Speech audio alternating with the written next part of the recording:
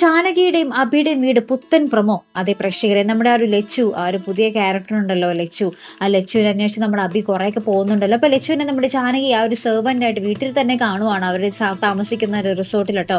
അപ്പൊ നമ്മുടെ ജാനകി അബിനെ വിളിച്ച് പറയുന്നുണ്ട്, അബിയേട്ടാ നിങ്ങൾ എന്താ പറയുക, ലച്ചുവിനെ അന്വേഷിച്ച് അധികമൊന്നും നടക്കണ്ട, നമ്മൾ വിചാരിക്കാതെ പലതും ഇവിടെ സംഭവിച്ചിട്ടുണ്ടെന്ന് പറയുകയാണ്.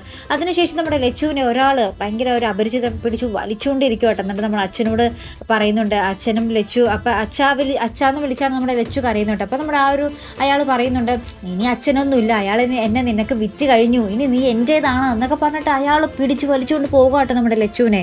അപ്പുറത്താണെങ്കിലും നമ്മുടെ പൊന്നൂനെ കാണുന്നില്ല. നമ്മുടെ ജാനകി കുറെ അന്വേഷിക്കുന്നുണ്ട്. അപ്പൊ നമ്മുടെ അമ്മ പറയുന്നുണ്ട്, അത് അമ്മേന്റെ മുറി കാണും ജാനകി എന്ന് പറയുന്നുണ്ട്. അപ്പൊ ജാനകി പറയുന്നുണ്ട്, ഇല്ല ഒരിക്കലും അവൾ അങ്ങോട്ട് പോകില്ല, അവളെ പുറത്തൊന്നും കാണാനില്ല എന്നൊക്കെ പറയുന്നുണ്ട്. അങ്ങനെ എല്ലാവരും നമ്മുടെ പൊന്നൂനെ അന്വേഷിച്ച് പോകുന്നൊരു ദൃശ്യങ്ങൾ തന്നെയാട്ടോ നമുക്ക് ഇന്നത്തെ പ്രൊമോയിൽ കാണുവാൻ സാധിക്കുന്നു. അപ്പുറത്താണെങ്കിൽ അപർണ ഇവരുടെയൊക്കെ ഈ തെരച്ചിലും പാച്ചിലും ഓട്ടവും ടെൻഷനൊക്കെ കണ്ടിട്ട് ഇങ്ങനെ ചിരിക്കുന്നുണ്ട്. അപ്പൊ ആരാണെന്ന് നമുക്ക് മനസ്സിലായാലും അതിന് പിന്നിൽ അല്ലേ. അപ്പൊ എന്തായാലും നമുക്ക് നോക്കിക്കാണാം നമ്മുടെ പൊന്നൂവിനെ തിരികെ കിട്ടുമോ, ഇനി പൊന്നൂവിന്റെ ജീവൻ വെച്ചായിരിക്കുമോ നമ്മുടെ അപർണ കളിക്കാൻ പോകുന്നത്.